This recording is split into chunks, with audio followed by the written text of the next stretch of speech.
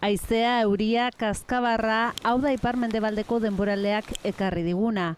20 eta 30 litro metro karratuko bota ditu gaur Euskadin bataz beste.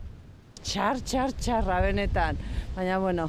Alerta laranja deitu du segurtasun sailak haize eta olatuengatik kostaldean. Donostiako builak 6 eta 7 metro bitarteko olatuak neurtu ditu gaur, eta askok nahi izan dute ikuskizunaz gozatu. Hemen etortzea politia ikusteko. Hemen txasua oso politia do eta olatuekin taula eta ikusteko ondo do.